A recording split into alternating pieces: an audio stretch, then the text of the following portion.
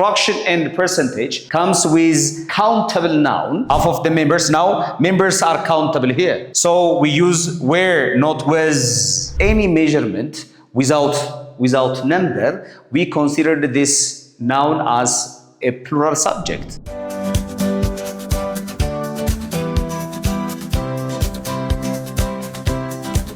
Temaribet country, Temaribet Lanta.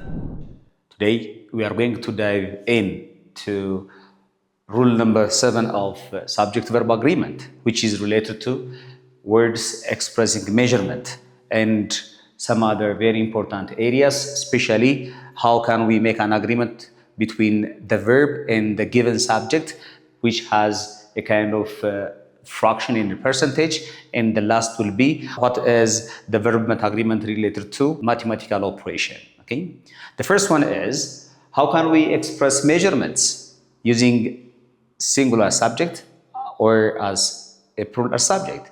Especially, what are these measurements? Measurements are related to time, related to money, length, distance, as well as different weights with a unit number or without a unit number, or with the given number or without the given number. For example, 10 miles, look guys, there is a number with this measurement. So the question is, 10 miles is a singular subject or a plural subject?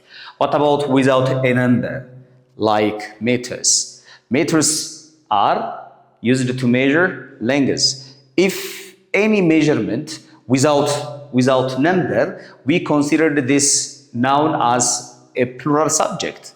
What about if there is a measurement with a number or with a unit? You are going to use this as a singular subject. That's why we said 10 miles is too far.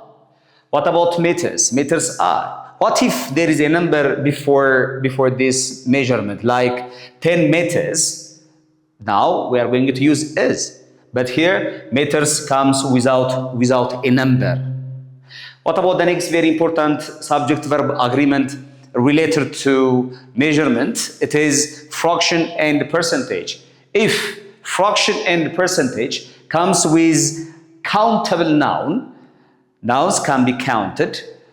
This is considered as a plural subject, so the verb must be plural, okay? Or the verb without s. If fraction and percentage comes with uncountable noun like money, like equipment, or some other uncountable nouns like water, like air, like powder, maybe light, this subject is considered as a singular subject, so the verb must be singular. Let me paraphrase this idea. If fractions and percentage comes with countable noun, this subject is considered as a plural subject. What if this fraction and percentage comes with uncountable noun?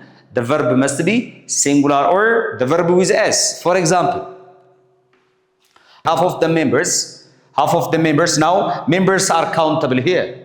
So we use where, not with. Okay, that means fraction with countable nouns, the verb must be plural. Okay, what about fractions or percentage? Okay, fractions or percentage with uncountable noun, the verb must be singular. Okay, the verb must be singular. What if this percentage comes with maybe countable noun? It must be where, not with. Okay, the last in the rule number 7 of the subject-verb agreement rule goes to subject consisting of phrases related to addition, subtraction, multiplication, or division. Okay, or division, which means while we are talking about mathematical operation, the subject considered as singular subject, so the verb must be singular.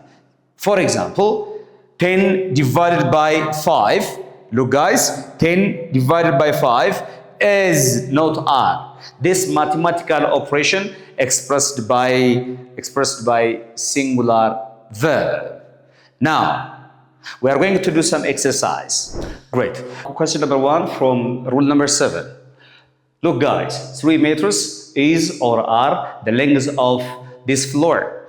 in this subject-verb agreement, you are going to make sure that this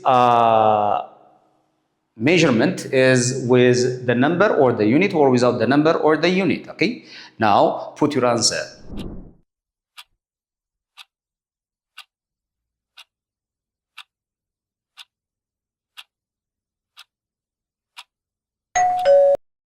If you say 3 meters is the length of this floor, your answer is right. Why? Because if a measurement, any kind of measurement, as we discussed earlier, comes with a number, this subject is considered as a singular subject. What if there is no number with the measurement? This measurement is considered as a plural subject. For example, meters are maybe with different measurements, like measurements of weight, measurements of length, measurements of time, whatever the measurement will be. If the measurement comes with the number, it's considered as a singular subject, so the verb must be singular. Great. Let's go to question number 2. 6% of the students studies singular verb or study pharmacy. Put your answer.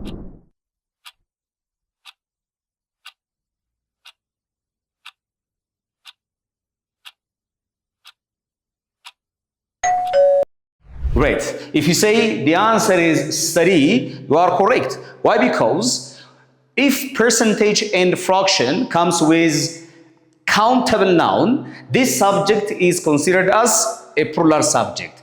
What if this percentage and fraction comes with uncountable noun? The overall subject is considered as a singular subject, so the answer goes to studies. But here, in this question, this percentage comes with countable noun, so the answer goes to study. Don't forget that the verb comes without s, means that verb is a plural verb, comes with plural subject.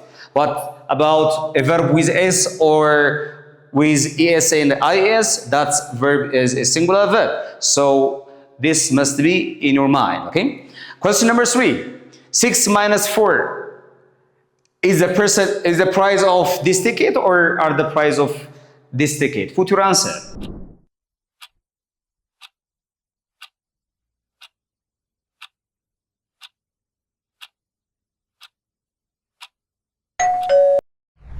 If you say the answer goes to singular verb is, you are right. Why? Because in any mathematical operation, whatever it is, addition, subtraction, multiplication, or division, the verb must be singular or the verb with s. 6 minus 4 gives 2, or 6 minus 4 is 2. The answer must be is. Okay? Question number 4.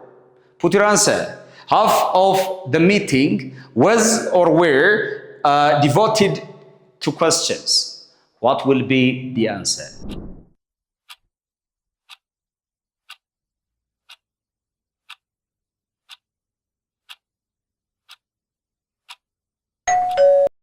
If you say the answer is was, you are right. Why? Because we use a singular verb or the verb with s with fraction and percentage when you are talking about uncountable nouns. Here, meeting is uncountable, so we use a singular verb with it. What about 20 minutes is or are the amount of time it takes me to get home from work? Put your answer on the comment section. I hope you found this helpful. If you did, please share this video and drop your questions in the comment. Don't forget to join our community on Telegram, Facebook, and YouTube for more updates. See you in the next class. Ciao.